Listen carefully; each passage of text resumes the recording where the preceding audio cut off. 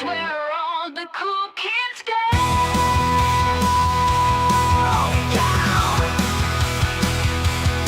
The friendly info will show you around. We reward him with the fresh souls of our customers. Candles, t-shirts, plenty tees, and so much more. Tags on deck, horror shop you will never want to leave.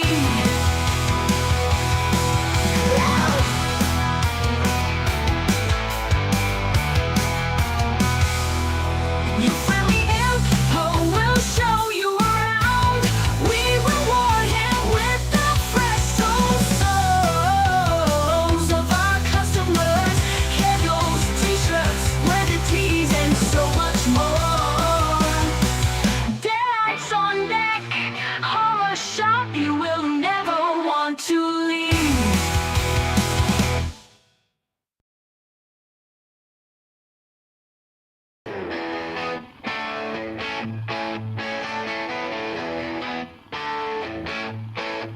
Watching movies with a dead chick, and again, funny, strange, hysterical, or just plain bad. This weekend just got amazing. It's a watch-along weekend. Horror and sci-fi, comedy and more. We got it all this weekend.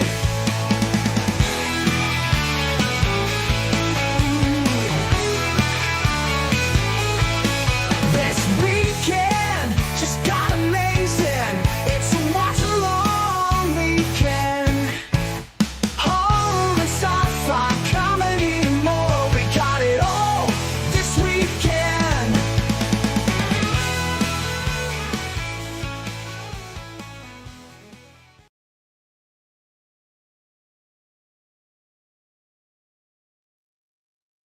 Howdy, gang, and welcome to the second half of Watch Along Weekend. We're going to be watching Meatballs in just a little bit. I do want to say that you've never seen this movie, The Poet. Oh, wow. I think you're in for a treat. If you like, these screwball, like teen sex comedy type things, and you love Bill Murray like I do, you're probably going to enjoy this one. It's Canadian. It's definitely Canadian, but, I don't mind. I like a lot of Canadian movies, especially some of the older ones. But we're going to be watching Meatballs here in a little bit. But I'll be upfront with you guys. I've been trying to get my husband Steve on here to do some of these watch-alongs with me live, but as of late, Steve has not really been keen on that. What he has been keen on is going to sleep early, especially on a Sunday, because he's got work on Monday. But I'm going to have a guest with me, and no, it's not Poe. I know a lot of times lately Poe has popped up, and RJ has popped up for the movie Munchies. For those of you that watched the last movie Munchies I did, for the Slaughtered Lamb pub cheese, you saw the introduction of RJ, which I had a lot of fun, with that. But since real life Steve can't be here, Jallo Steve is going to be here. And who is Jallo Steve, you might ask? Well, I'll just let him tell you. I'll be watching this movie again. And there is Jallo Steve. And he will be making appearances probably throughout this watch along. And he's there with his Jallo shirt on. He's got a horror movie on the TV and all that good stuff. So we'll say bye to Jallo Steve for now. But he probably will be making a few more appearances during this watch along. But I'm going to go ahead and get some housekeeping stuff out of the way before we get this watch along started. But for those of you that are in here right now, the poet and one other person is apparently in here. I've got this is the Lionsgate Blu-ray of Meatballs that came out not very long ago, and I am queued up 13 seconds in on this Blu-ray. In fact, for those of you that don't have a copy, I meant to do this earlier, and I'm sorry, I neglected to. I want to know how to make meatballs right now. I want to see if I can find a link for the movie. Um,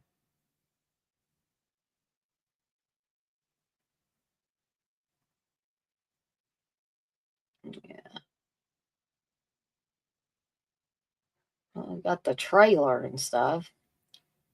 Well, let's check one more place here. See if I can find a copy of it. For those of you that might want to watch along, but you don't have your own copy of it, right? Let's see here. And Meatballs, of course, is a 1979 film. For some reason, I'm thinking it wasn't released until 1980, but I could be wrong. So apparently, folks, you guys can watch it on Fossum, Pluto TV, Tubi's got it. So if you don't own your own copy, you might want to check some of those options in case you want to, watch along. But nothing says you have to be watching the movie to participate in the watch along. I just like to offer that up as an option for those of you that actually want to be watching the movie as I'm watching it. And again, there's a very good reason why I don't stream through StreamYard and show y'all the movie. And that's because YouTube will get me. And I'm doing pretty good with my YouTube channel. I would sure hate to lose it because I was streaming a movie. But, the plus side too is that if you're watching it in the comfort of your own home, you can play the soundtrack and the audio and all that stuff as loud as you want.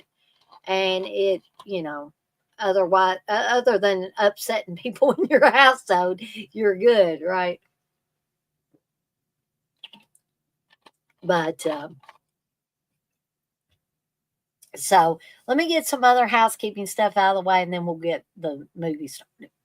So, I know I kind of fudged on, or flaked or whatever you want to call it on doing, my appointed, streams this past week. I did a Dick's Picks, but then I didn't get to do a cannon fodder and I didn't get to do a They're All Messed Up because I got caught burning the midnight oil again at work and was not able to get the movies watched or rewatched in order to be able to accurately talk about them.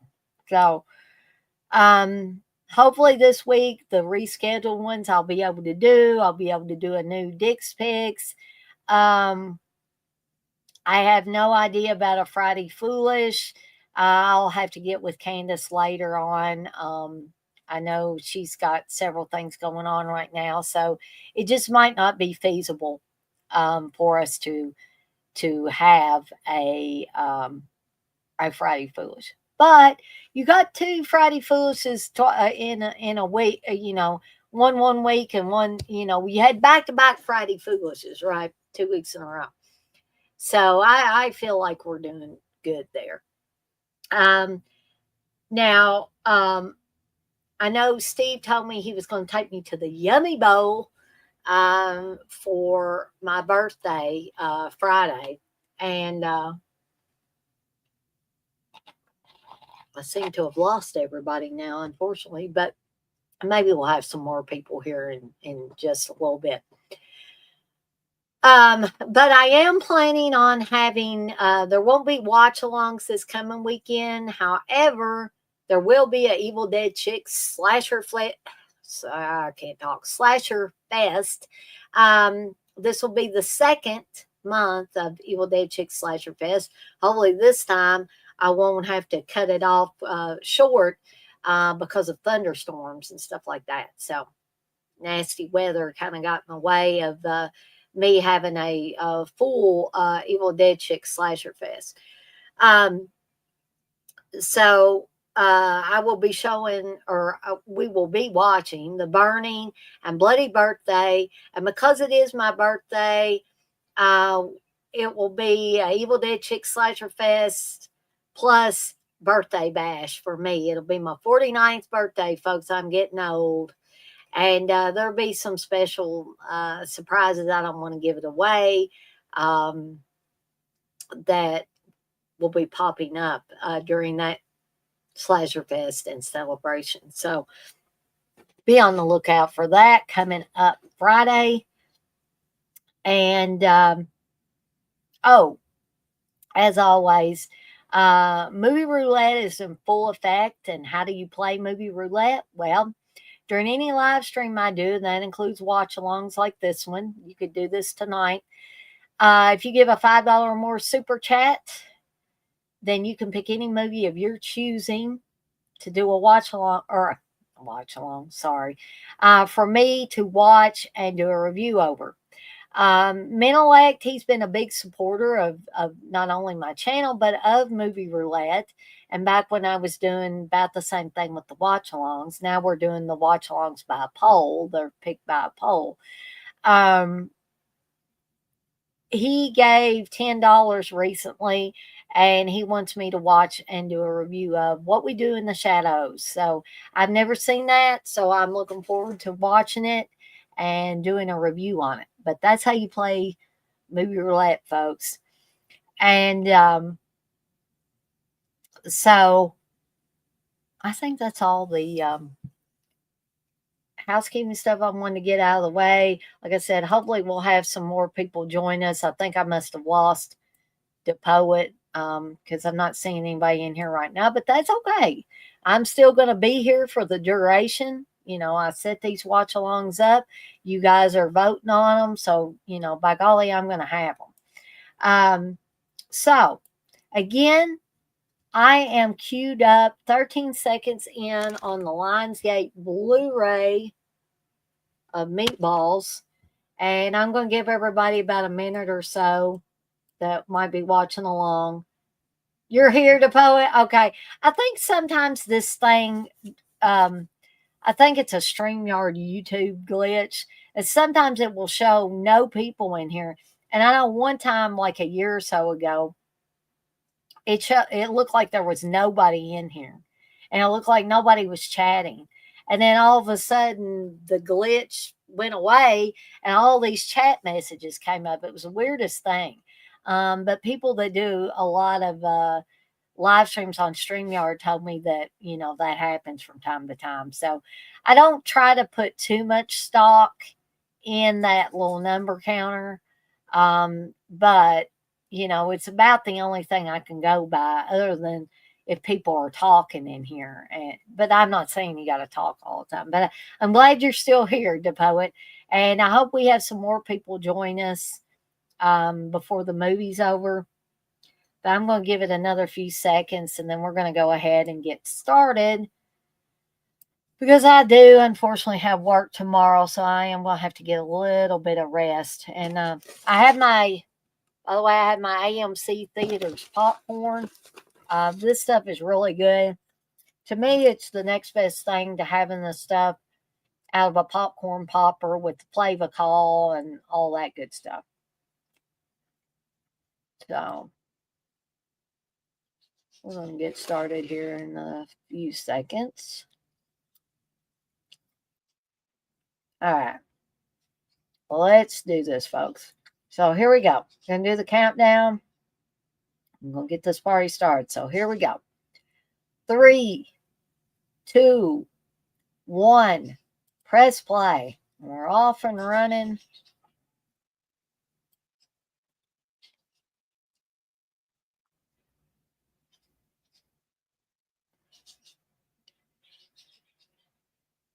And We're seeing Bill Murray's hand, by the way, there. And the only reason I know that is because I've seen this movie so many times.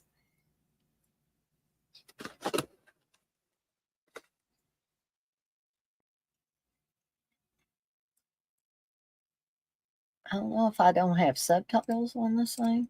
Oops. Sorry, folks. There we go. I didn't mean to do that. No, it looks like we get. Oh, okay. For some reason, some of these it will give the sound effects and everything, but now it just waited until Bill Murray actually started talking and doing his announcements.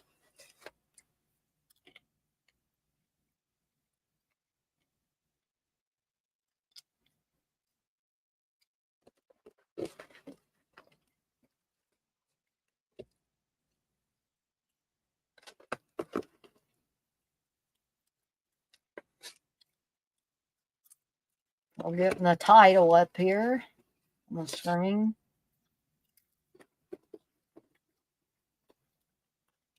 Honestly, I've liked some of the other Meatballs movies, even Meatballs 4 with Corey Feldman. But this is my favorite.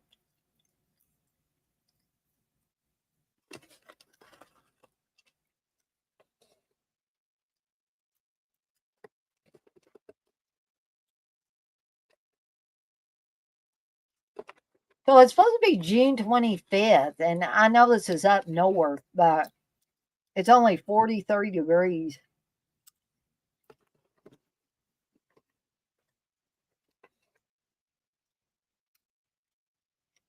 And we're going to see veterans of a lot of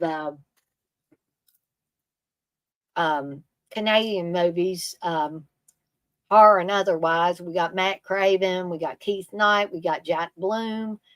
And all of these, for those of you that have watched a lot of Canadian horror movies, especially, but otherwise too, you will remember or recognize some of these people that show up here in a little bit.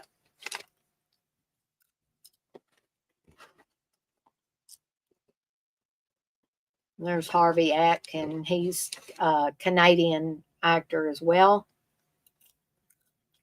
And there's Jack Bloom, and that's Keith Knight that's laying on his side there.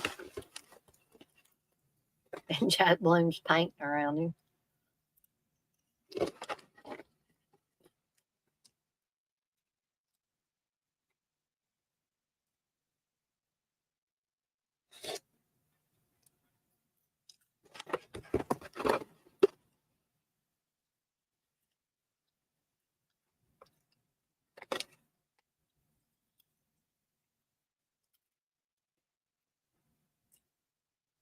There's Matt Craven there, trying to fix the roof or the gutters or something.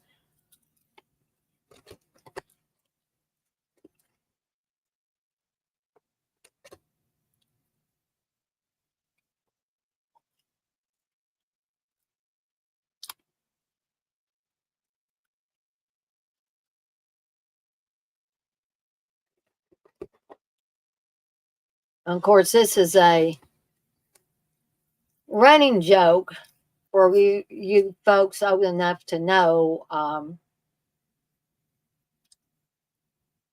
about Mickey and Morty. So Morty's going to introduce himself. And he's introduced himself as Morty, and they say, "Hey, Mickey," or "Hi, Mickey." And of course, people will know that Mickey Mouse was actually called Morty back in the day, before, Mickey Mouse really got famous. So that's where that little in joke comes from.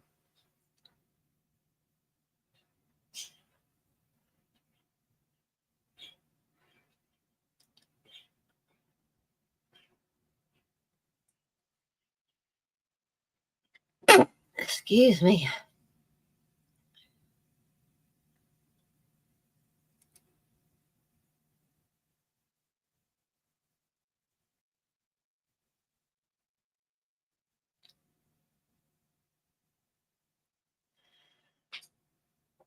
Excuse me, folks. So there's Jack Bloom, which, if you've seen Happy Birthday to Me, um, or watched a watch along with me for Happy Birthday to Me, you will know that Jack Bloom played Alfred on that film. So, and this is our kind of the character that we follow, Rudy, played by Chris Makepeace. Chris Makepeace was also on Vamp. Have you seen Vamp?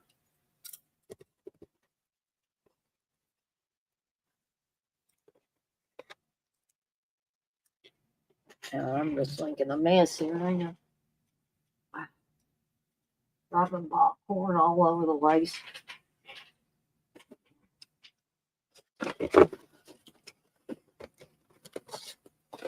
And this chick here, her name escapes me right now, but she was in the film, the horror film American Gothic.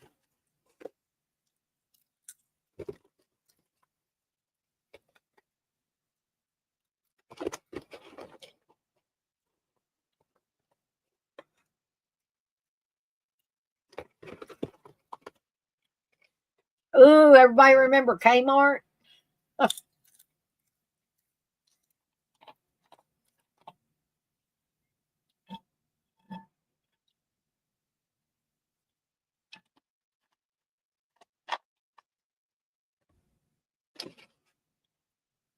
Well, we saw the Camp North Star, which is um, Bill Murray as Tripper is head counselor for Camp North Star. But then we have the ritzier camp with all the, the preppy people that are mean. As you can see, they're pouring I guess it's a strawberry milkshake, but it looks sort of thin to me on Spaz, Jack Bloom's character, on his head. Yeah, Camp Mohawk is the ritzy camp.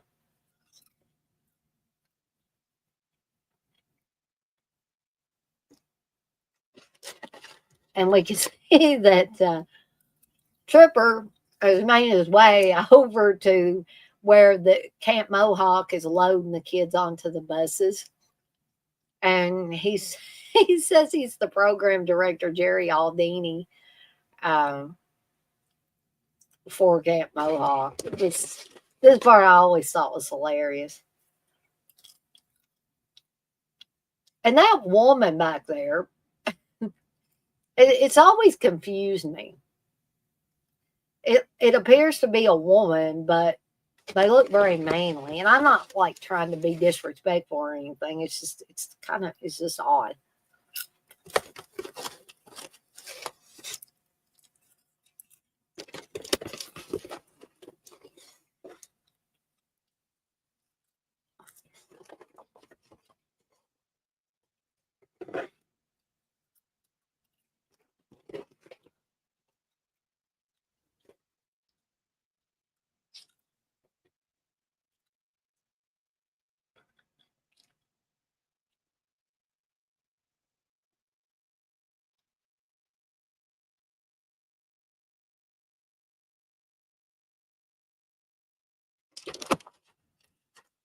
So we see Rudy there, who's looking very depressed and sitting on his suitcase. And Tripper's going to zero in on him right away because he looks rather lonely there. All the other kids are going to their cabins and all that, and Rudy's just kind of just sitting there. And Tripper offers him half of a stick of gum.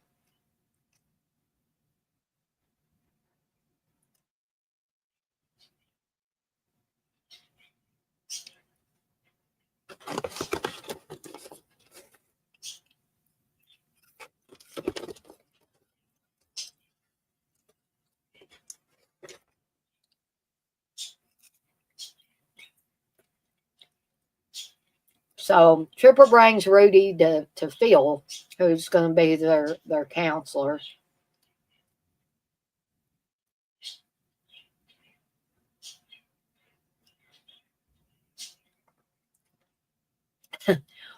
So I always thought this was a funny scene because Spaz thinks that these chicks are into him. And so he's talking to Keith Knight's character, Think, whose real name is Larry in the movie, but everybody calls him Think. Um, so Think says, go on over and talk to him. She probably wants it. That's a big thing. And come to find out, the reason they were staring at good old Spaz is because his fly was undone. Pants were unzipped. And of course, to add insult to injury, Trooper comes over there and says, looks like, we were going to get lucky there.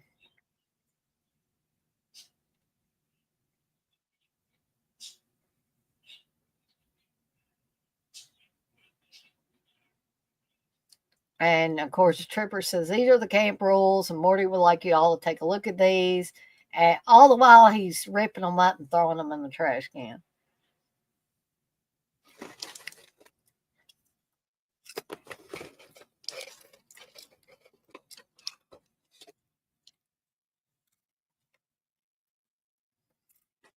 So Trooper's telling Crockett to take the 6-year-old cabin for the week.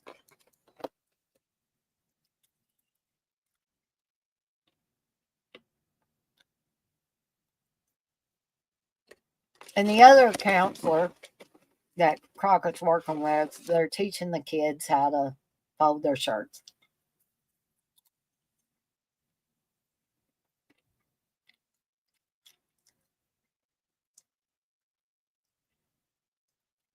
Now, I always thought this was a sweet scene. It's a sad scene, but a sweet scene too, because this little boy here, he's got Ernie as pet frog. And obviously, Ernie's not doing well, folks. And the other boys are saying he's dead. And the little boy says, no, he's sleeping. And he asked Crockett, Mister, could you help me wake up my frog? And so Crockett, he doesn't want to upset the boy. He said, he looks tired. Let's just let him sleep. He said, take that nap now and, I'll take care of the frog. Now, what he does, I don't know if he goes out and gets the kid a live frog. We don't see the frog anymore. But it was still a kind of sweet thing.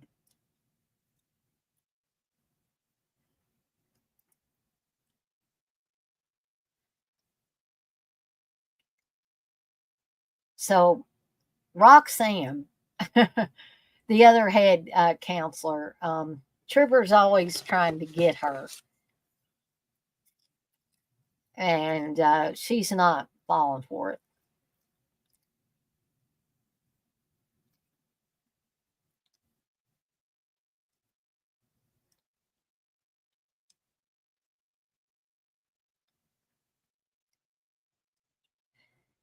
And so these girls, can't remember if they're 13 or 14 or whatever, but AL is their counselor for the week. And of course, they're talking about this girl's, I'm not trying to be gross here, guys. You guys are in here. But they're saying this one girl just got her period, and they said, you can get pregnant without doing it and all that. And so they ask AL, can a girl get pregnant if she almost does it with a guy? And she's like, I don't think so. So they're putting Spaz in there with Rudy, with the other 12-year-olds. And of course, Rudy hasn't even went into the cabin yet.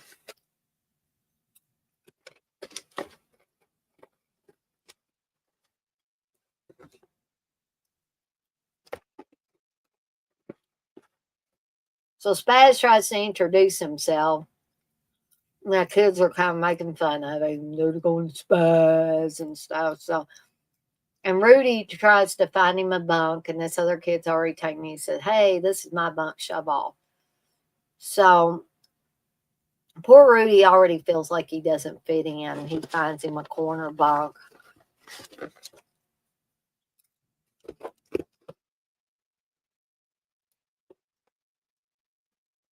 So Phil tells the kids that they're going to be, they've got a big soccer game with Kevin B11. And he said, I really want to win, okay? And so the kids are all excited, all except Rudy, who is probably a lot like me and not very athletic.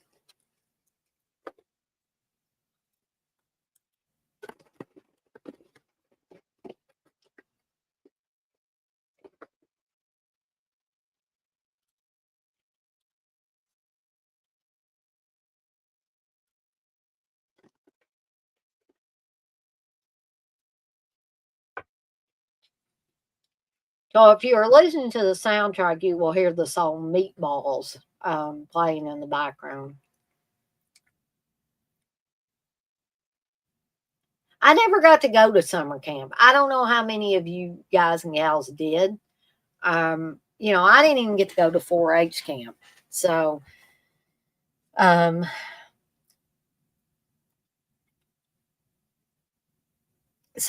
needless to say, I never had the camp experience, and I always felt like I missed out too. Best I could do is watch these camp movies, right?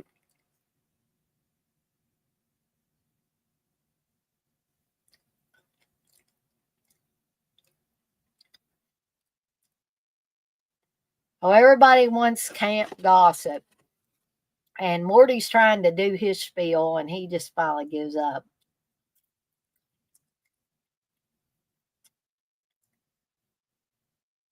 And so Tony is a girl that gives all the latest gossip.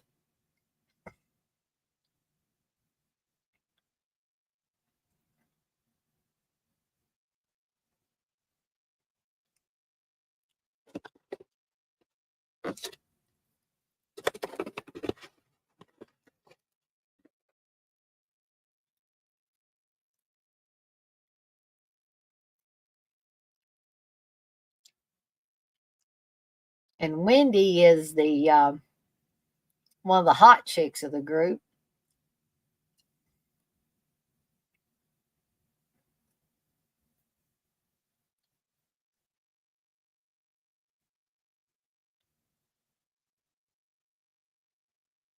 Or maybe that girl's name was Jody. Sorry about that.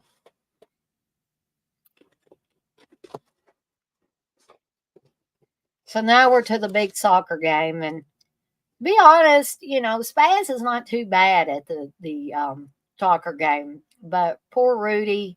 Like I said, Rudy is not athletically inclined, just like I always was, and he tries really hard, but he just can't keep up with this game.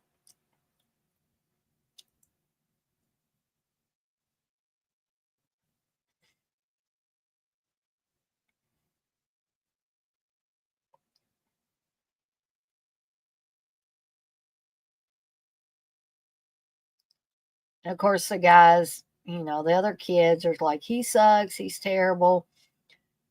Why we have to have him on our team? And so Rudy runs away and he goes to the cafe and bus station. He's already got him a bus ticket, or I guess he's thinking about getting a bus ticket to, I guess, go back home, even though his dad is going to be out of town, I guess, for the whole summer and not be able to be there. And this was in the days when you could go, excuse me, you could go anywhere in the United States on Greyhound for $69. So Tripper's all over it. He's already come looking for Rudy. And he's tracked him down to this place.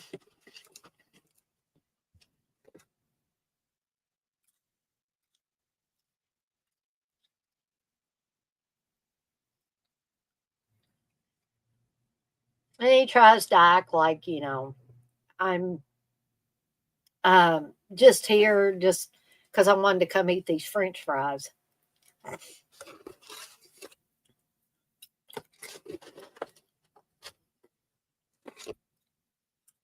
And Rudy says, I don't think those guys want me around. He's like, who are you talking about? The soccer heads there?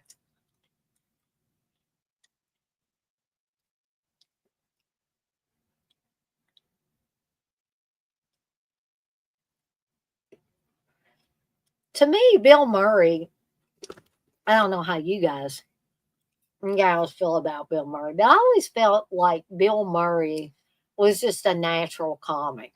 Um, he's just naturally funny.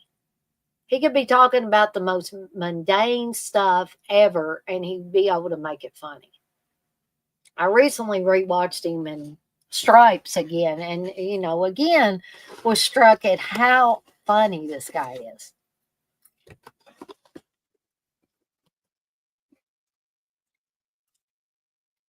He's talking about taking this Swiss Army knife and sticking the toothpick between these kids' teeth that were mean to Rudy and stuff. And he finally says, "Look, if you have trouble, come to me and tell me, and I'll help you." And when you're a kid and an adult does that for you, I mean, that means more than anything in the world. When you feel like you don't have anybody to turn to and you feel like running away, or maybe even you try to run away, just like Rudy's doing in this film, and somebody comes along and they say, I'm here for you, you know, and I don't expect anything in return. Just if you need anything, I'm here.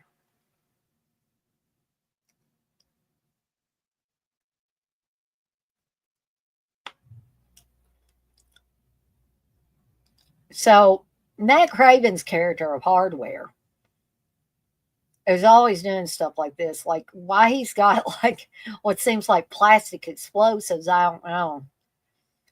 Um, so what he's planning to do is, he's hooking up their heavy duty outlet for their new air conditioner. And they say, well, where is it? He says, it's in Morty's office. He loves the heat. So now we switch to Morty. He says, an air conditioner just doesn't get up and walk away. And of course, he thinks it's Tripper's fault. And Roxanne says, maybe it was stolen. He said, I know it was stolen, but I'm going to find it. So it's going to be another scene where while the cat's away, the mice will play. But when Morty leaves to go look for the air conditioner, you know, Trevor thinks he'll be smooth. And he says, Roxanne, she says, what? He says, I have to tell you this as a friend. I could see right down your blouse. And, we've all known guys like this. I mean, my husband's like this to some extent. He used to be like that more. The older guys get, sometimes they lose that playful attitude, towards sex and stuff. But so he's appearing to wrestle with her, and she's like, let's just stop this, Tripper. Can we stop? And he's just trying to jump all over. Then he falls down and acts like he's hurt. And then he says, shark infested waters. And, he's like trying to bite at her butt and, all kinds of stuff. And she says, let's stop. Okay. He said, I'm sorry about the blouse thing, but somebody had to tell you. And she tells him she's going to start screaming. And he screams too. Meanwhile, Morty's back. And he's saying, he's like, she attacked me, Morty.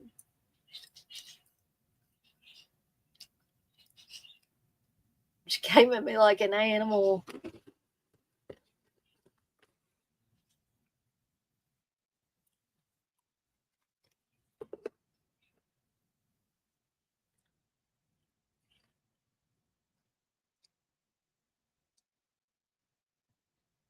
And Roxanne, by the way, is played by Kate Lynch, another Canadian actress.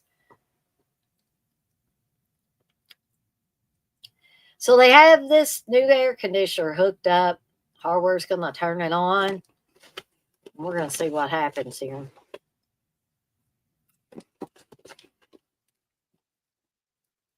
And big sparks come out, and the lights go off all over the camp. And Crockett tells Hardware he's a dig.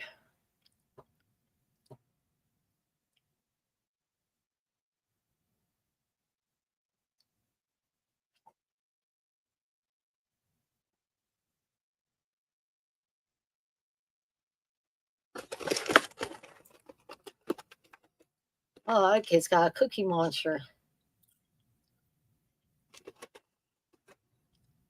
Looks kind of old to have a cookie monster toy, but who am I to judge?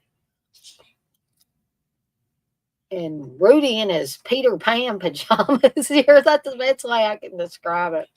Of course, it was 1979, though, folks. And he's looking out the cabin window in the morning and he sees trippers out jogging. So he's like, well, I'm gonna go follow him. So he gets dressed and goes out.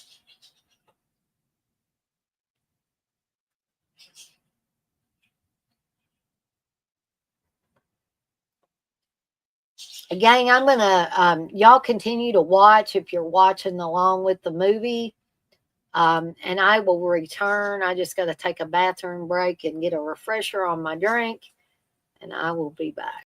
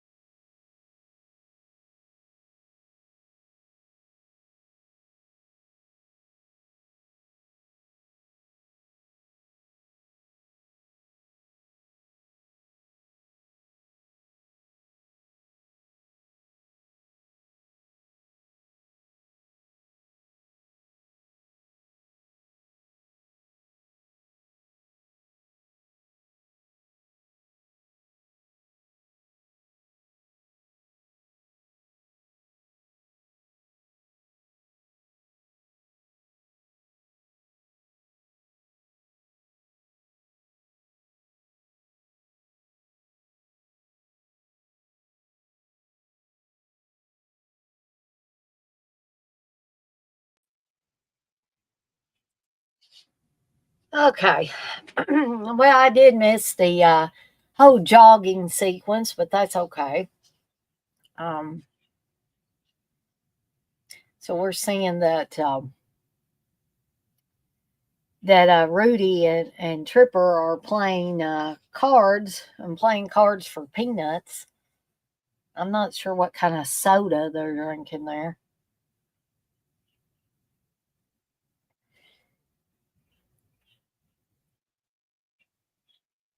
I think they're playing blackjack.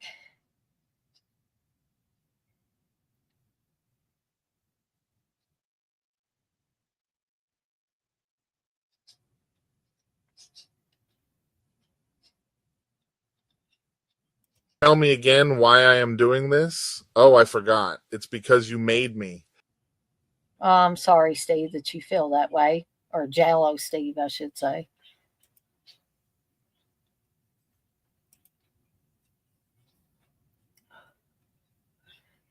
But we'll get back to the movie here.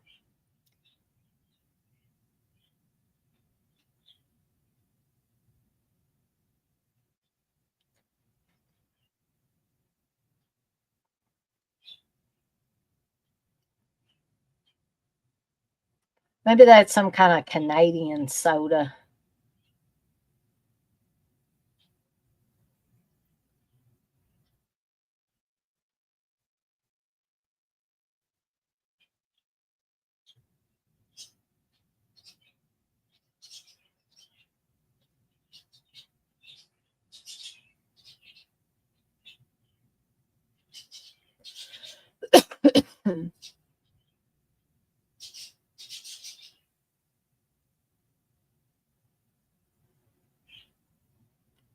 Rudy must be the luckiest card player alive. Meanwhile, as time goes by, um, we see that Rudy has won all the peanuts, or almost all of them, and he's just stowed one of Tripper's that he has left.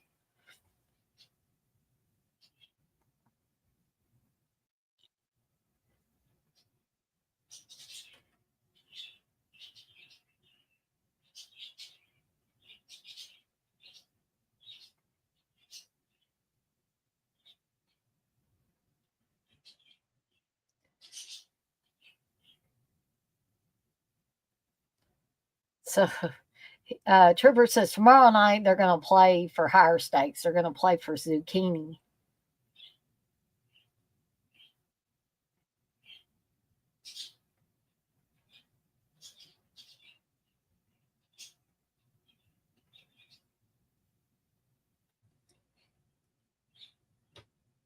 So we noticed that Tripper said that he was having an organizational meeting for the CITs. Um, and apparently it's going to be just the guy CITs under his care or his tutelage or whatever you want to call it. And what they always do is play tricks on Morty. But first, he's got to wake these guys up. And he does it in a very outrageous way.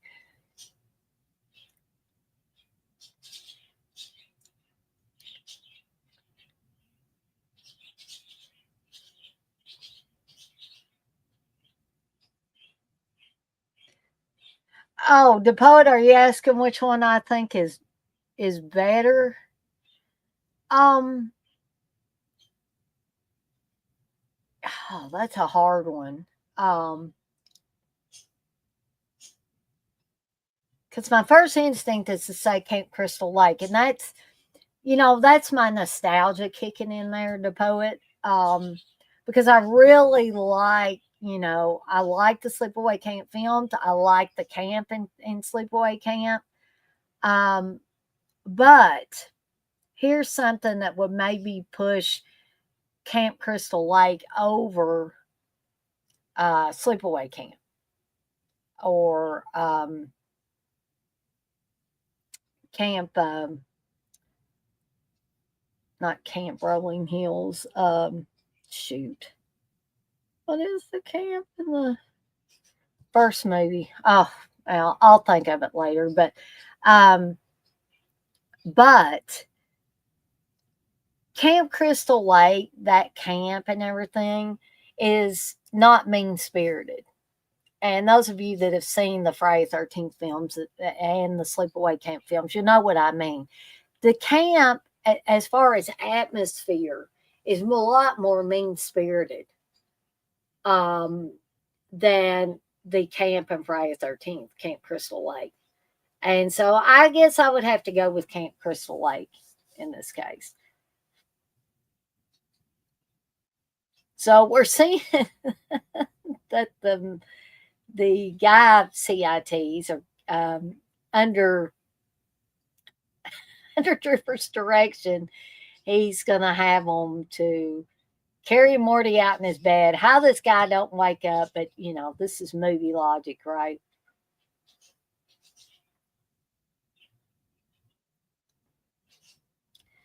And they've done this because the parents are coming to visit their kids at camp. Now, I don't know of those of you that watch this or are in here now and have went to camp in the past. Did your parents get to come see you ever at any time, like halfway through the camp season? Did they get to come see you? But we can see that the CITs have put Morty up in the trees, and the parents all know Morty, and they're like, "Hey, Mr. Melnick," and they're saying, "Hi, Mickey." So apparently Morty has been the butt of jokes for a long time.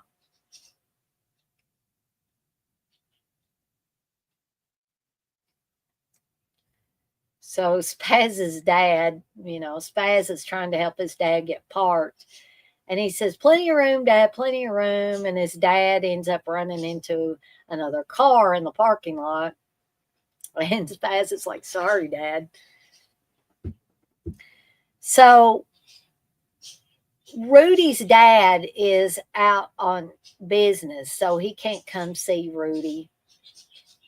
Um, so Trooper is out running with Rudy, and Rudy's like, you don't have to come out running with me. And he's like, "No, I need to do this. So we see the kids seeing their parents and everything, showing them artwork and stuff that they've done.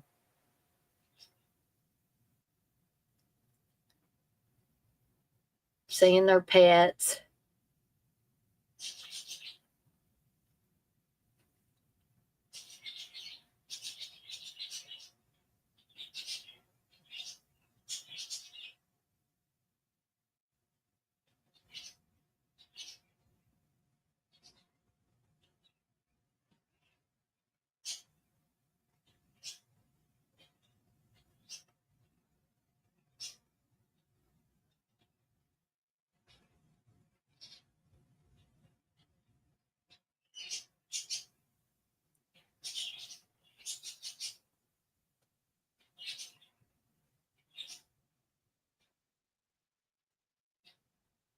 So we see that Fink and Spaz are getting under one the girl CITs, getting under their cabin to listen as the girls are reading some kind of sex novel, and they're all dressed in their pajamas and sleepwear, different sleepwear. And Ooh, sexy chick alert, Dana. thank you, Jello Steve. So Steve, apparently, Jello Steve had to let us know that there's sexy chick alert now. He will also do that from time to time.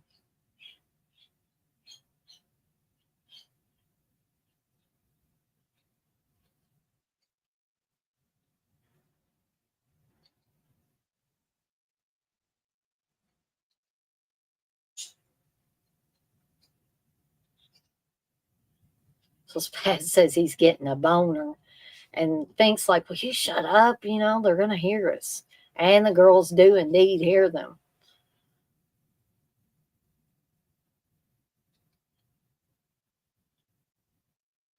and they sneak out of the cabin to see if they can figure out what's going on here.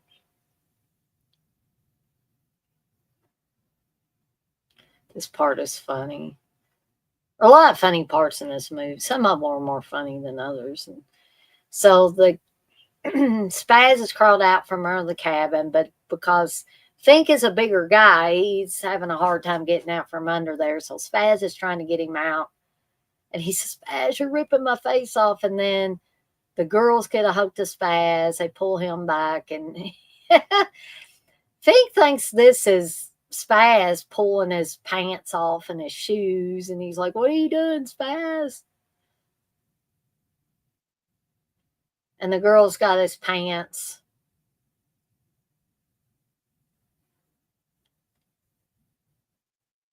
And so there's a very fat pair of pants hanging on the flagpole this morning.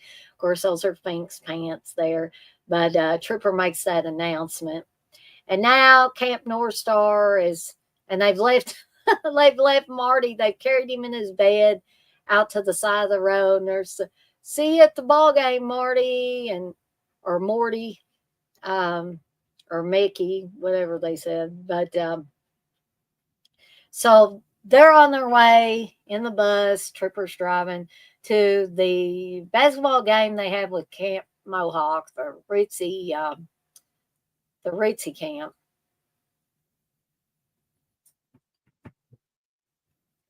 Darcy come in here with me.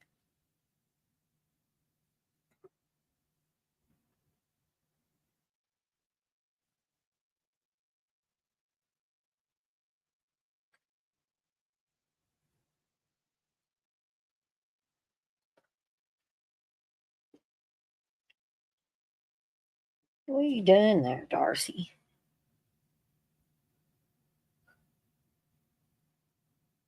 So Trooper's trying to pump up the team and tell them what their strategy is. He said, but more important than the score of this game is to score at the big social at our place tonight.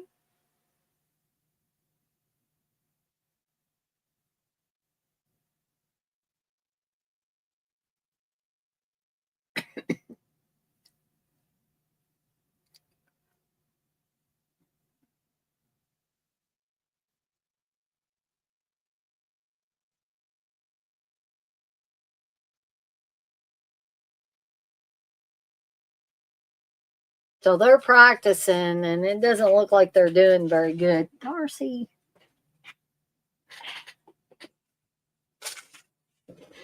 Darcy's dragging stuff out of my trash can here. And one of the girls says, our guys don't look so good, and AL says they're not.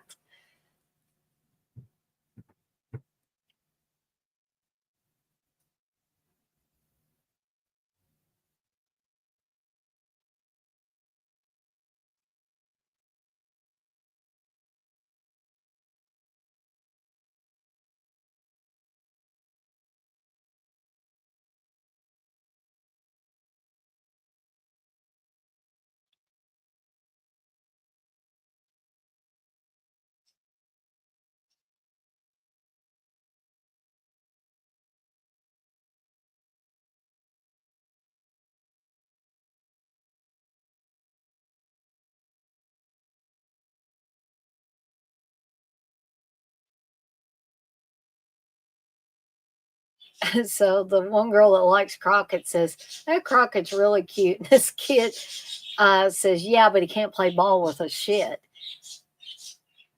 And there's Tripper trying to explain to Wendy about basketball.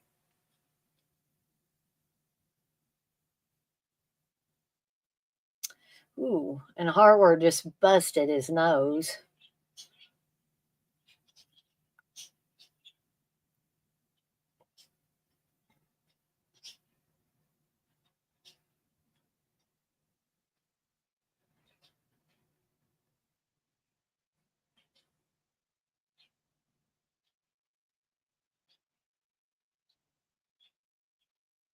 Hey, Gory Tiger.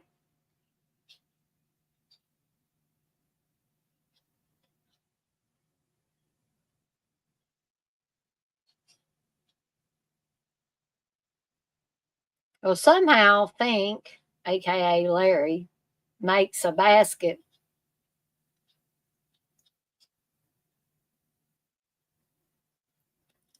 And then one of the Mohawk guys bounces the basketball off the back of Fink's head there.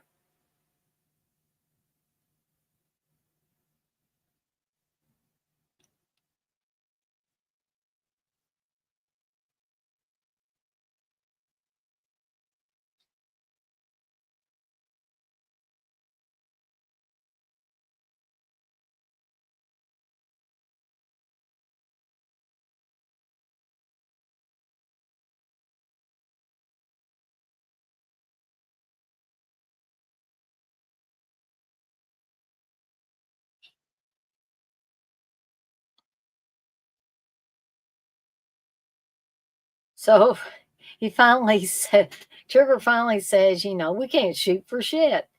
And Will says, what kind of talk's that for a coach? He said, there's no way we're going to beat this team. We're going to lose. Um, he said, but we can lose with some self respect. And here's the idea. So you don't, and Morty's finally got here. He's riding the bike in to the basketball game.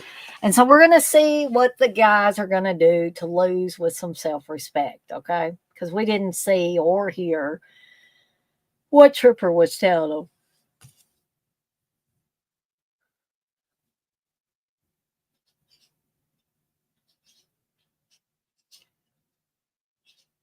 And they act like they're gonna, they're gonna play ball, and then they end up pulling the guy's shorts down, and then they're gonna get the hell out of here. Is what they're gonna do,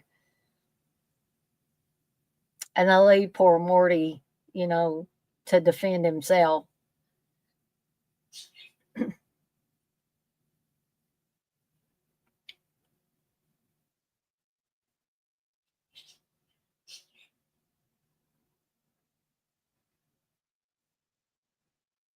And meanwhile, poor Morty has lost his bicycle and trying to fend himself or fend the Camp Mohawk kids off. So now they're getting ready for the big dance back at their camp, Camp North Star. And Spaz is putting stuff on his pimples, and Hardware says, forget it, Spaz. They all want me. Yeah. Oh, Candace. That's that girl that was on American Gothic. That's her name on here, is Candace.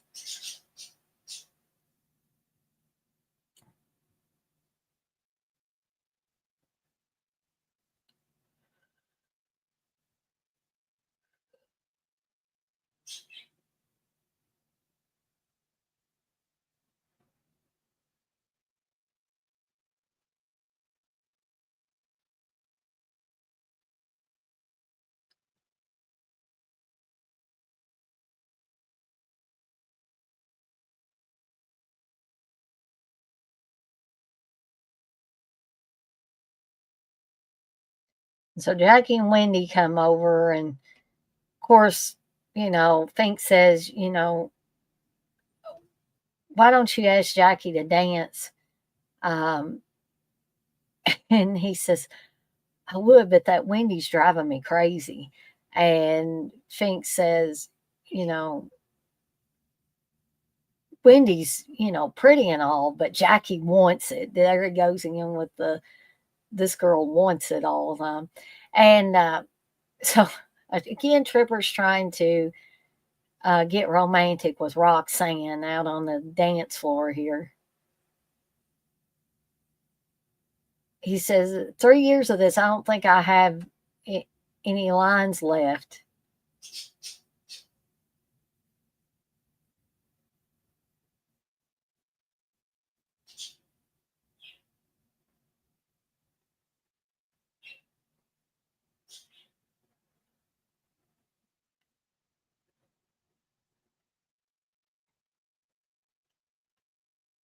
And so finally, Tripper says, well, I'm trying. And she's like, so keep trying, which means that she doesn't want him to give up on her. You can tell right there.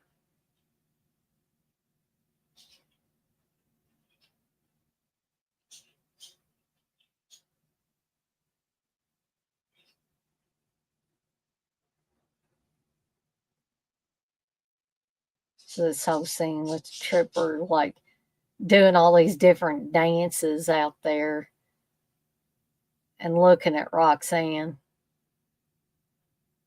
And meanwhile, you see in the background Spaz and Jackie dancing. And with Spaz, he's almost, he's probably a few hairs away from that exaggerated dance that Crispin Glover did in Friday the 13th, Part 4.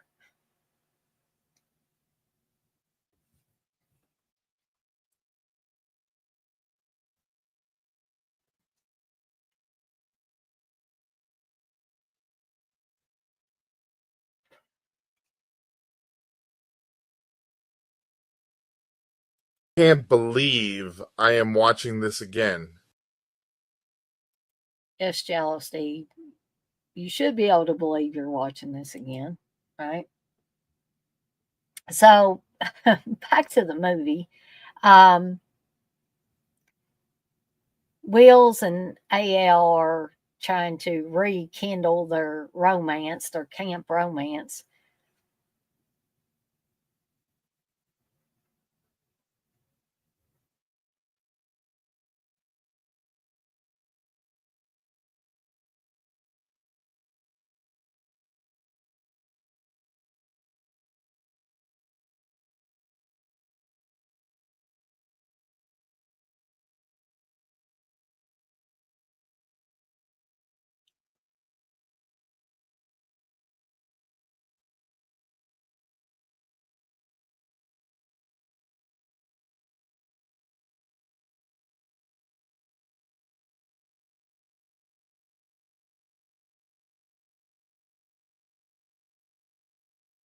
So, kind of like in the burning, the which this of course was before the burning. They're going to go on an overnight. The CITs and the head counselors. Yes, have Cheetah. Yeah, the I'm Jerry Aldini line. I mean, truly, Bill Murray has all the best lines in this.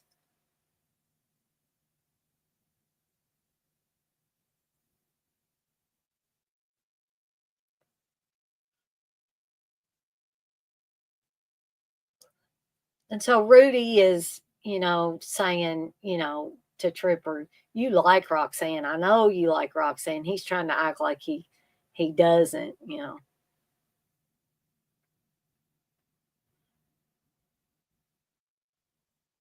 Cheetah, you said it's your favorite Bill Murray film. It's up there for me. So he's telling Rudy he's going to have to do the announcements while Tripper's away.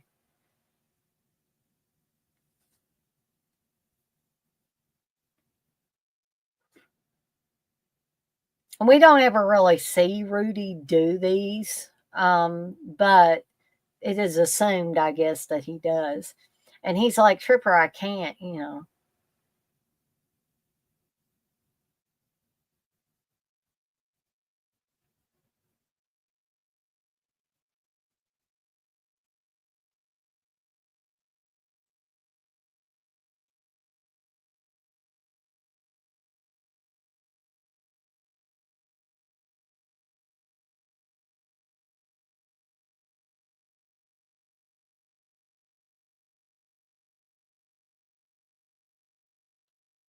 I mean, I'm just wondering because this is very similar to the scene in the burning, which would have been a year after this. Um, it's very similar. They're splashing water at each other in the canoes and stuff like that. So I'm just wondering if the burning kind of took this and kind of, made it its own. But I'm just now noticing it after all these years of watching the burning and watching Meatballs. And so we see the trooper is serenading Roxanne there in their canoe.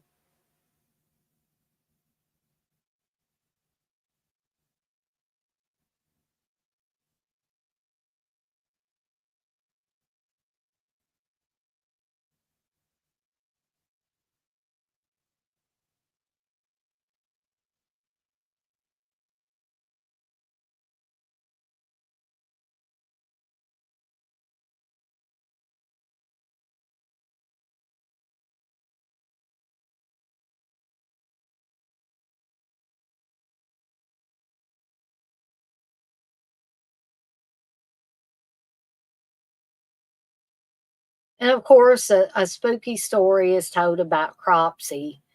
Um, but this story is the traditional urban legend hook story that Tripper is telling to the CITs.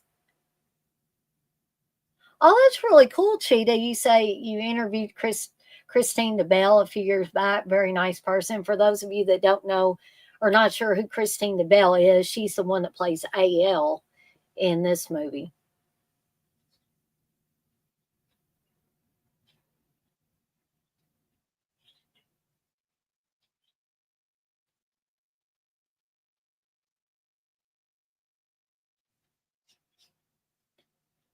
So I never got to experience this either because I never got to go to camp. Is they telling the scary stories around the campfire type of deal? I did the thing where you tell the urban legend stories or tell creepy stories, just not in a camp setting like this.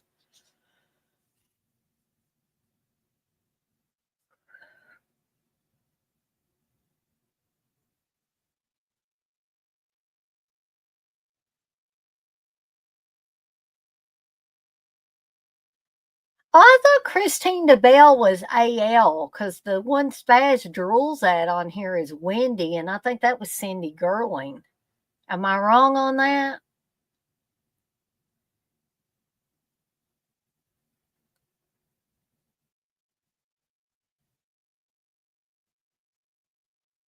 So again, um, he's telling the hook story about the guy that escapes for uh, the the prison for the criminally insane, and he has a hook for a hand, and he um, attacks people with it. So, but Tripper's kind of expanding on this urban legend story here to kind of make it play into his hand as far as telling this scary story and scaring all these CITs.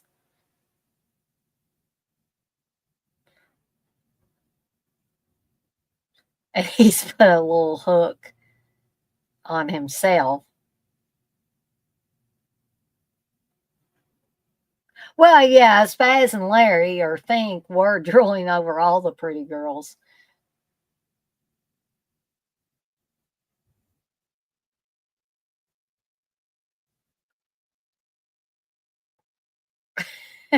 I love this expansion on it. Spaz says, I heard that story, but the guy had a hook on his foot. And Fink is like, how could he have a hook on his foot? So I love the expansion on that. So finally, Tripper and Roxanne are consummating their relationship. They're getting naked and they're going out in the water. And see, I am seeing so many things that The Burning could have taken from this movie and kind of just made it their own, because there is a scene in The Burning where a guy and a girl go out in the lake, but it's not a pleasant thing like it is for Tripper and Roxanne. Um, the couple in The Burning end up getting in a fight, and the girl calls the guy names and gets out of there, and he tells her to fuck off. So that's not, because this is a comedy film, this is quite a bit different than The Burning. But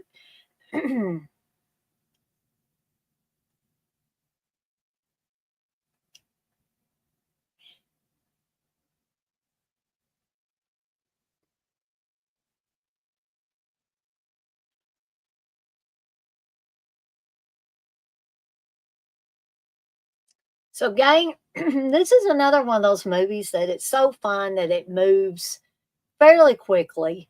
Um, and we're down to the final 33 minutes of the film, about almost the final quarter of the film. So we're seeing Fink and Spaz talking about, Spaz is saying, I went for a walk with Jackie in the woods, and Fink's like, oh, Spaz, you old makeout master, how far did you get?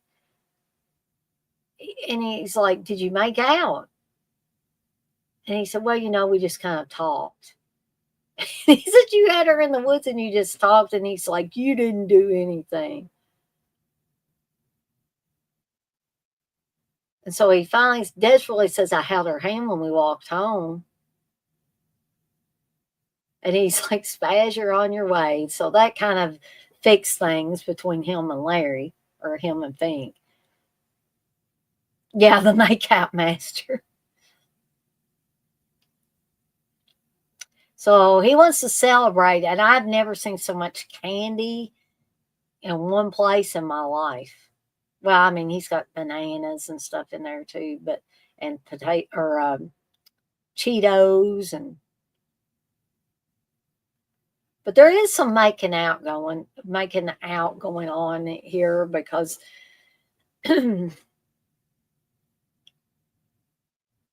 Crockett and Candace are having their time together.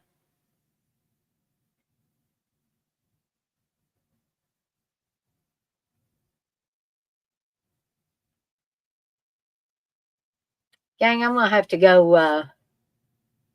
Yes, Larry was indeed training to take on the stomach. I'm gonna go. I gotta get me a little snack to eat real quick here, folks. I think the popcorn just didn't do it, but I'll be right back.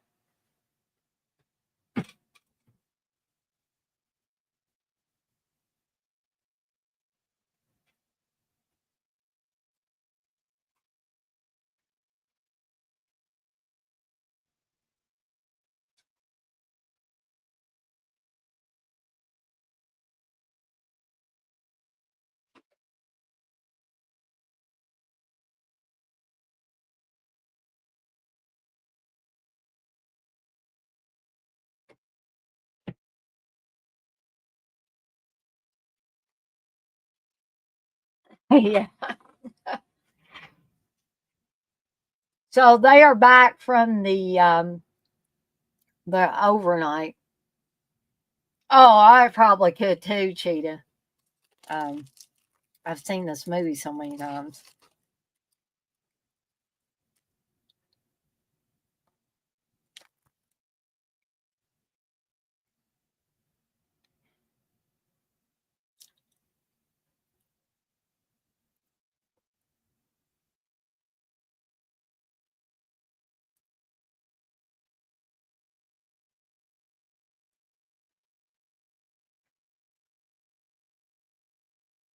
So we see that Tripper's whittling.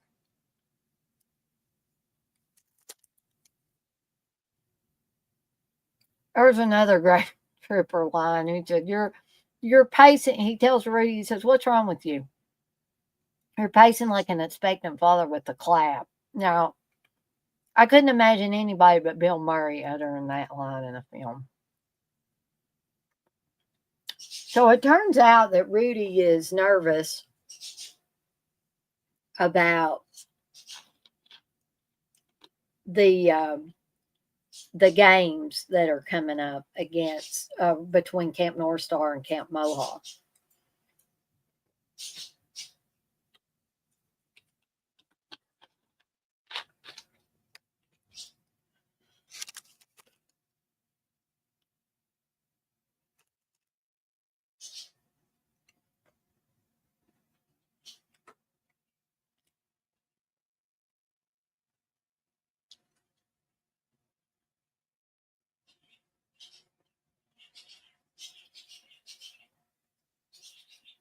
Yeah, I was saying earlier that Rudy's like me. He's not athletically inclined.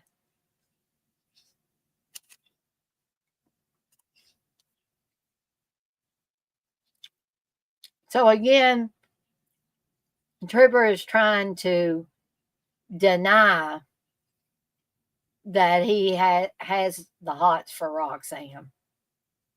Yeah, Tripper did train Rudy as a runner. Although in the scenes, it looks like Of course, Tripper may have been doing that for Rudy's benefit, but it seemed like that first running scene that Tripper was just completely exhausted.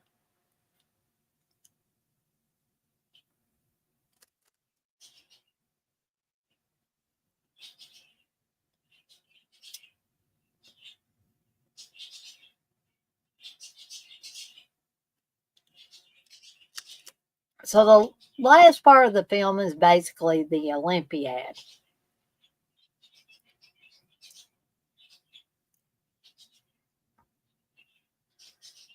And we find out that Camp Mohawk, I can't talk. Camp Mohawk is a bunch of little cheaters, basically.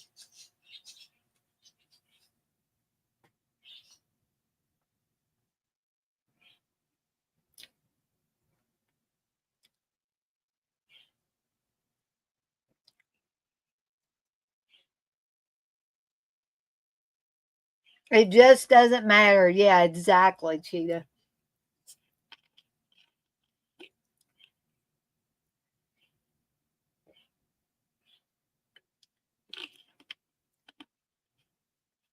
And I was so inspired by that line, it just doesn't matter, that I made, I had a few streams on that, about, it just doesn't matter, if you want to do something, do it. If you want to start your own YouTube channel or whatever. Yeah, exactly. Even Morty got into that chat, or chant, rather, I should say.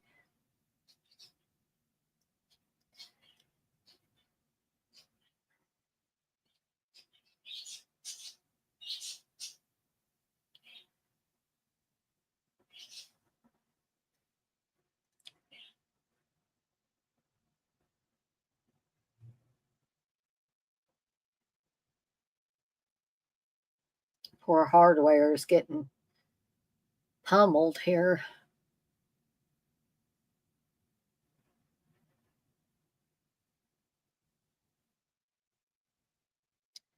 And here's more examples of how the kids at Camp Mohawk are cheaters, because we can see that Jackie's really good at sports. And they end up injuring poor Jackie.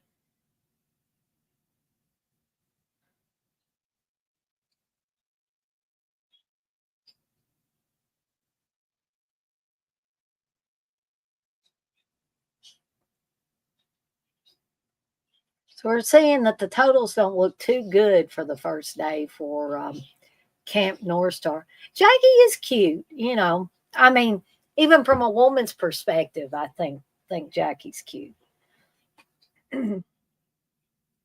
So here is going to be the big "it just doesn't matter" scene.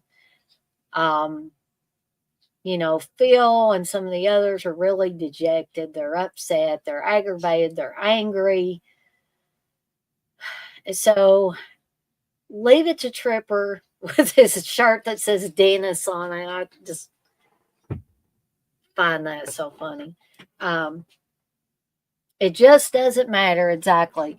And I don't know if it just doesn't matter resonated with anybody else, but even way back the first time I saw this movie, this whole scene here really got me pumped up and enthusiastic.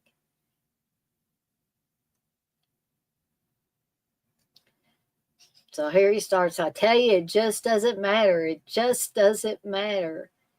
And so everybody is starting to chant along with him. And he says, and even if we win,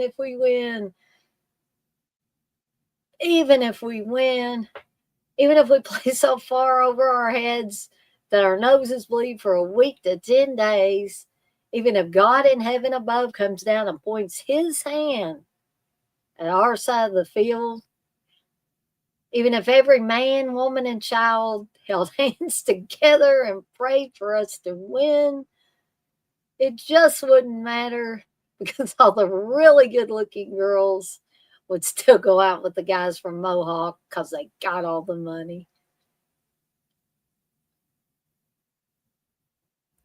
So he says, it just doesn't matter if we win or we lose. It just doesn't matter.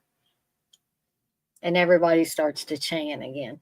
Cheetah, you say Bill Murray brought his Jerry Aldini character from Saturday Night Live. Oh, that's cool. I didn't know that. I'd seen Bill Murray on episodes of Saturday Night Live, but I never seen the Jerry Aldini thing.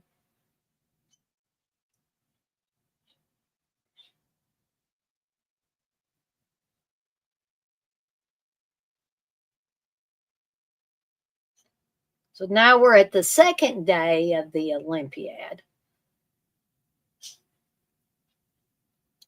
And we're going to find that, I don't feel that Camp North Star is cheating. It's just kind of turnabout's fair play. If they're going to play dirty, maybe Camp North Star should play a little dirty.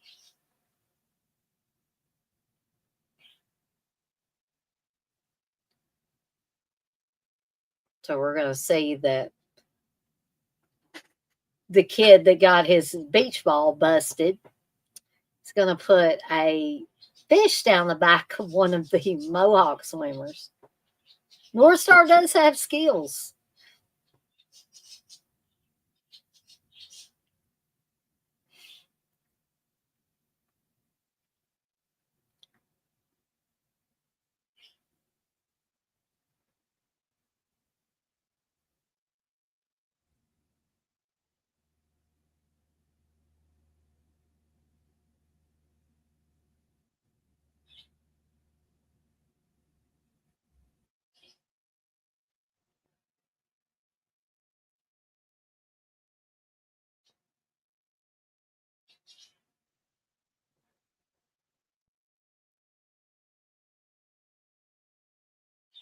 So they're telling Jody to hit the ball to the girl with the big boobs because she can't catch. And we're going to see that's because the softball gets caught in her shirt and in her boobs. And so by the time she gets it out of her shirt, the girls have already, made rounds in the bases.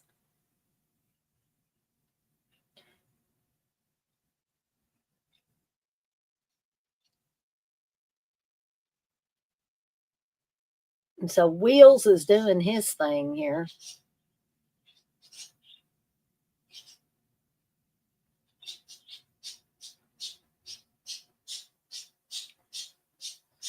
With the wrestling.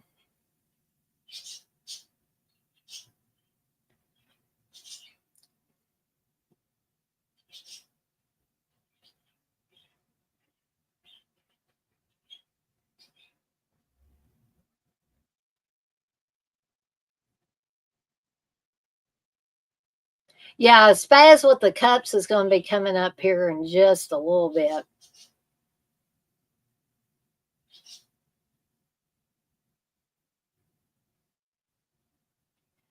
So Wheels has managed to beat out the guy from Camp Mohawk. So yeah, here's Spaz with the cups. And so he's like, I can't even walk. He's telling Jackie, I can't do this. And she says, I know you can. You can do it. And gives him a kiss. Of course, that always makes things better, right? So they're chanting Spaz.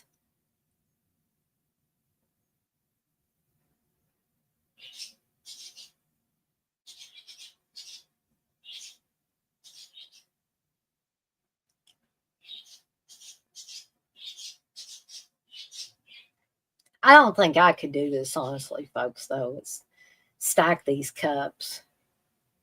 I think so, Cheetah. Yeah, most guys, a kiss from a pretty girl is going to charge them up.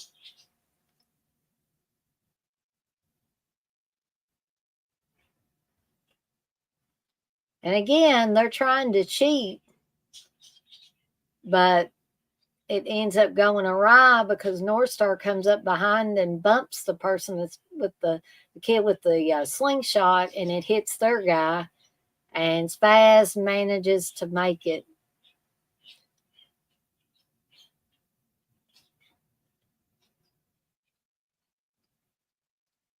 So here's the big hot dog eating scene where Fink has to take on the stomach.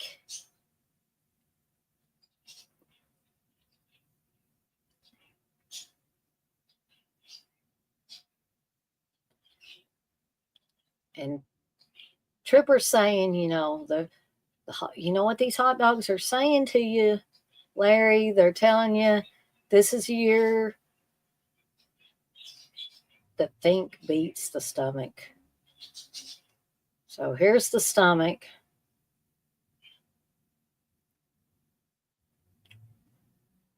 They must be bringing this dude out of state or something.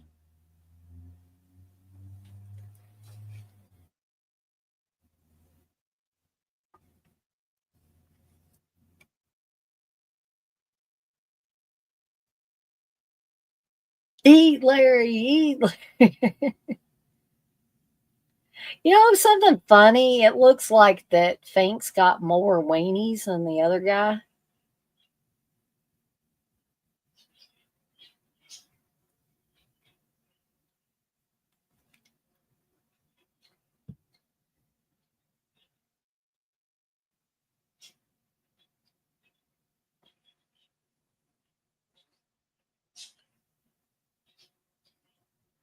I don't know. That like those don't look like hot dogs that have been cooked very good, you know.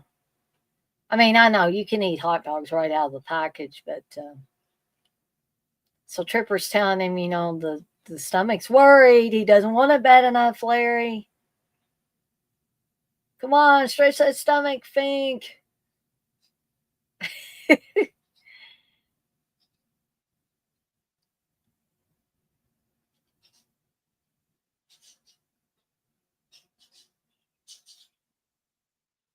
And he's like, eat. And so we see that Fink's won. He had less hot dogs left. Yeah, I mean, 2 or 3 at one time is all I can eat too, Cheetah. Can't stand this anymore, Dana. Make it stop. Okay, sorry, Jello Steve, but we got we got a little bit more left to this movie. Okay, so now it's going to come up to the big running scene, and they're kind of kidding around, who's going to take it, and Tripper says, I got your man, and Rudy's like, no, Tripper, no, I don't want to do this. Rudy the Rabbit. That's right.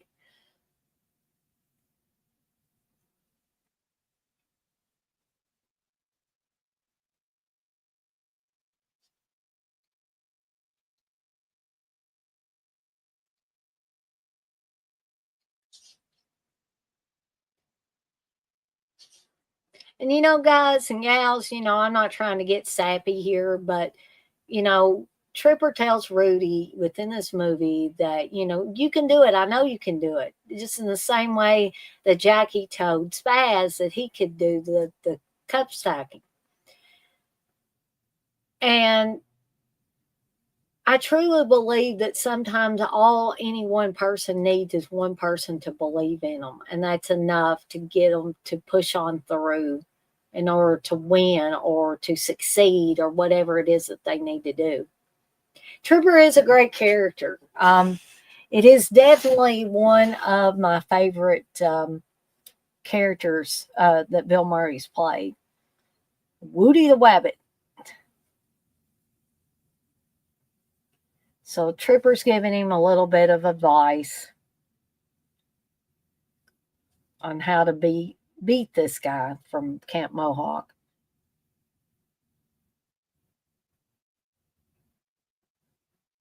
No, I said that a little bit earlier, Cheetah, that although I like some of the sequels, even Meatballs 4 with Corey Feldman, there's absolutely nothing that compares to this original film.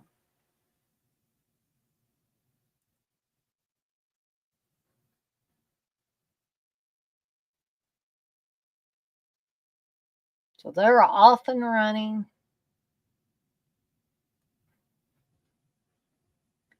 But you can tell there that, Trooper looked a little worried. I mean, he's pumped Rudy up and gave him some instruction.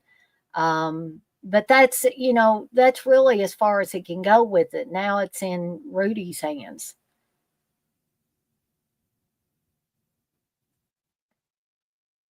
I mean, it doesn't mean he doesn't believe in Rudy. It just means that everybody, no matter how much they support somebody, there's always a worry that maybe they won't win or maybe they won't succeed that at that point in time.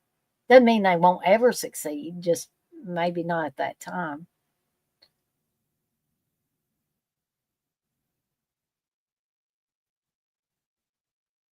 So Rudy's pulling out ahead there of the Camp Mohawk guy.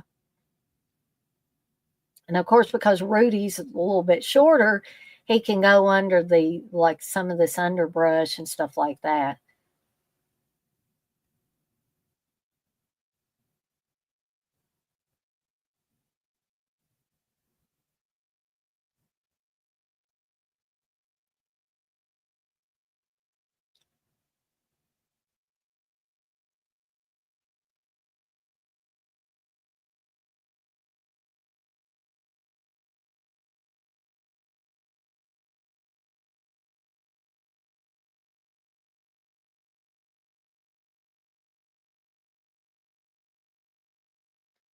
So the guy thinks, oh, I may have got an advantage on him here because Rudy falls.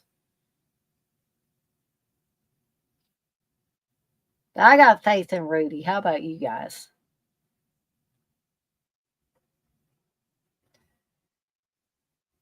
And everybody's waiting at the finish line to see who's going to win.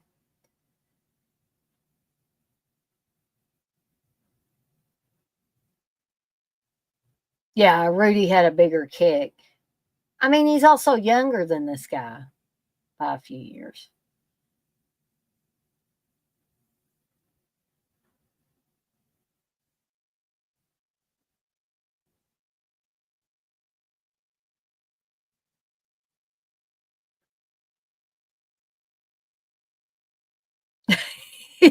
Yeah, yeah, I think so too, Cheetah. But I'm glad the other runner didn't eat the cheeseburger and win because I mean you kind of feel a little bit bad for the guy, but I mean like you know for everything that Mohawk was sleazy from the first point you see that bunch.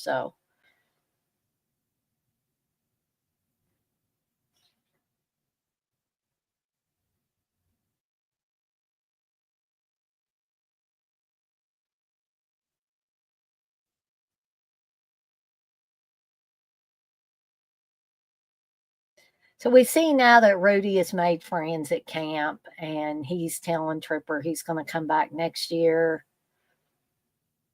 Taco Mohawks. That's right.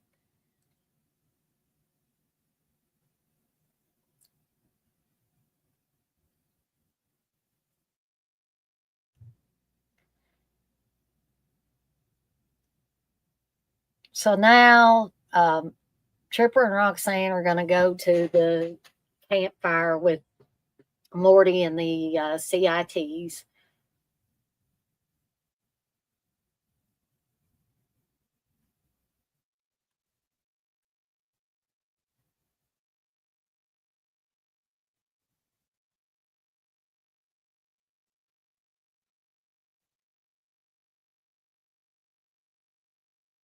And we can see that even though they tease Morty, um, you know that they like the guy. He's not a bad guy.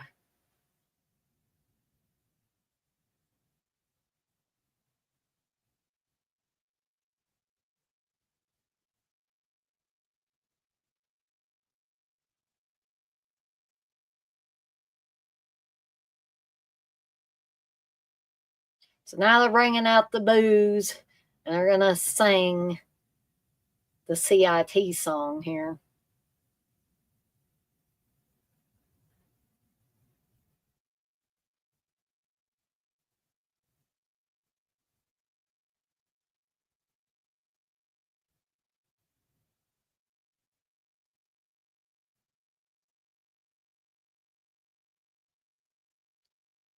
Cheetah, you say, I think that was the last family film Murray did until Garfield. That's definitely possible.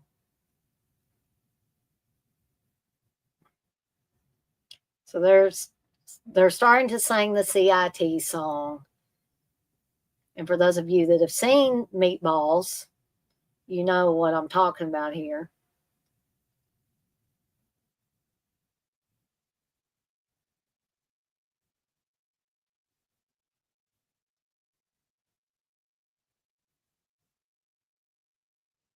And this is, Cheetah makes a very good point because this is not a film. I kind of referred to it as kind of a sex comedy, but there is no nudity in this film. There's no sex scenes in this film. So in that respect, it is very much more of a family film. And of course, you have the Rudy character who Tripper befriends. So it just goes to show you, guys and gals, that we can have a great comedy film that's funny, uh, also inspires us in parts, and it may have a little bad language in it, but it's nothing like over the top. And you can have a really well made film that entertains adults as well as kids without having, um, and again, I'm not trying to be a prude, but without having nudity and sex every time you turn around. So we see that Roxanne is going to stay with Tripper. Yeah, I agree. Yeah, I rewatched Stripes recently, Cheetah, and I would agree with that statement that it is more raunchy, but also very funny. But Meatballs is the type of film that the whole family can watch together. So a lot of people, and I'm not saying these parents are stick in the muds. They just um, they would prefer that their kids not watch something that was more raunchy. So this would probably be a safe bet for the whole family to watch.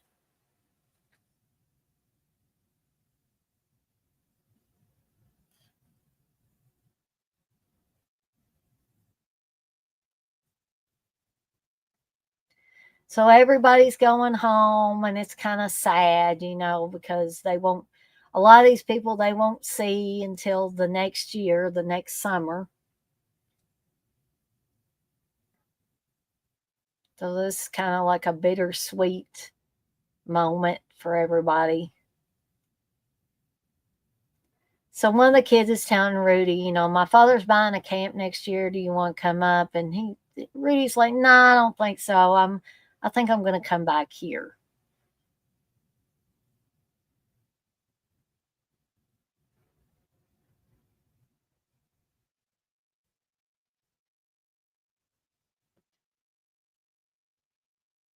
And we see Tripper and Roxanne on his motorcycle, apparently going to his place because she's going to be shacking up with Tripper, apparently.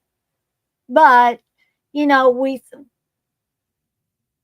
we know that this is going to be a good relationship for both of them within the confines of this film.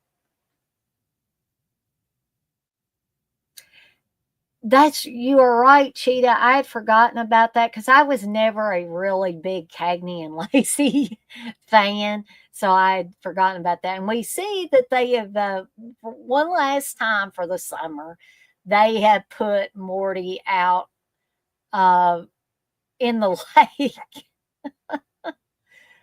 so to speak. Here,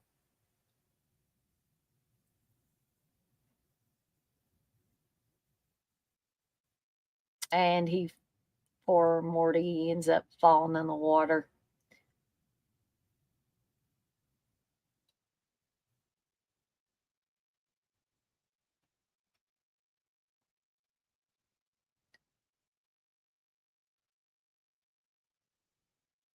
So we are now at the. I mean, Morty's still doing his shtick here, but we are officially at the end credit sequence, and as always, I will stay with you guys and gals until the credits have rolled. But I do hope that you have enjoyed watching Meatballs along with me tonight. For those of you that were watching along, if you were just in here hanging out, I thank you as well, because nothing says that you necessarily have to watch the movie. And for those of you that didn't get to make it in here live, if you watched the movie on your own and watch this on the replay, I thank you as well. I really appreciate all the support of my channel. Um, you wish you had seen this earlier? You mean wish that you had seen that I was having the watch along, or um, well, feel free to go back if that's the case, Cheetah. Feel free to go back and watch this on a replay. Cue the movie up for yourself, and it. That's the great thing about the stuff um, with YouTube is as long as you don't break any, copyright rules or laws or whatever you want to say about it, then this stuff will usually remain on YouTube. Well, thank you, Cheetah. I appreciate that. And since that was brought up, I just want to remind everybody that either if you're watching this now, you're watching on the replay, that there are a lot of ways that you can support me and support the channel, and not all of them include giving the channel money. There are three big ways that you can support me in the channel, and it doesn't cost you a dime. And that is, if you have not subscribed to the channel, please subscribe if you're enjoying the content I'm putting out here, folks. If you really, really like some of the content that I'm putting out, I want to drop me a like.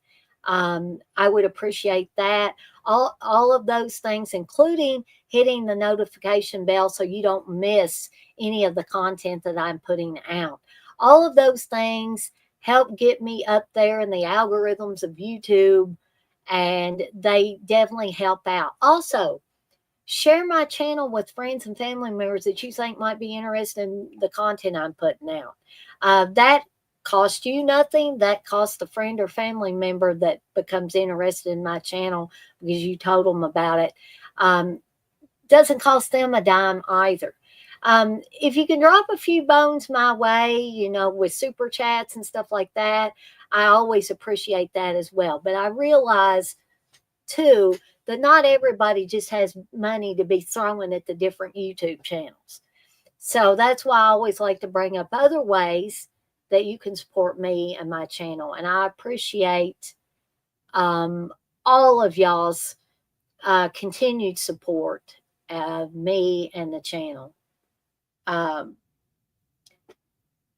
Cheetah, I probably need to check out your channel, and I definitely will. And thank you for subscribing a long time ago. Sometimes too, though, Cheetah, I will check out people's videos and stuff, but I won't necessarily come on there live. And I even do that with my friends. I don't close friends of mine that have YouTube channels. A lot of times nowadays, I won't come in there live, or I'll watch it live, but I won't chat. So just keep in mind that I might be there, but I just might not be chatting. So I hope you don't take offense to that, because like I said, I do periodically check out people's streams. I check out their videos after the fact, if it's a stream that I didn't get a chance to watch. So please understand that I don't do that out of any sort of malice or because I don't care. It's most of the time and I know this sounds crappy, but most of the time it's because I'm busy with my own channel. But I do subscribe to several people's channels and all that. I try my best to support other YouTubers out there. You're pulling my big toe. Well, I don't want anybody to feel like I've slighted them or anything. I definitely don't. Um, but anyway, I guess that is all from me. The credits have officially rolled on Meatballs tonight. Again, thank you to everybody that was in the chat, the Poet and Cheetah and Gory Tiger. Thank you guys and gals. Sometimes I don't know if, I know the Poet's a guy. I'm not sure about Gory Tiger. Cheetah, I'm not real sure about you either. So people I know, I will usually know if they're male or female, but that's that's um that's why I try to address everybody as guys and gals. Or gang or whatever when I'm doing these things. But I want to thank everybody. You identify as a cheetah? Okay. Well, I can accept that too. And you say Sergeant okay, Sergeant Speak Tell. That's right. Um, anybody can identify with anything that they want to. I don't have a problem with it. Um, but I want to thank everybody that was in the chat, everybody that maybe didn't feel comfortable being in the chat but was watching along, and for everybody that will rewatch or watch this on the replay. I appreciate each and every one of you folks. Okay. And with that being said, I'm off like a dirty shirt. This shirt ain't dirty, but I'm off like one. And I want to remind everybody, as I always do before I get off of here for the night, to be kind to one another and blaze that trail. Have a fantastic rest of your Sunday night, folks. And I'll see everybody next time.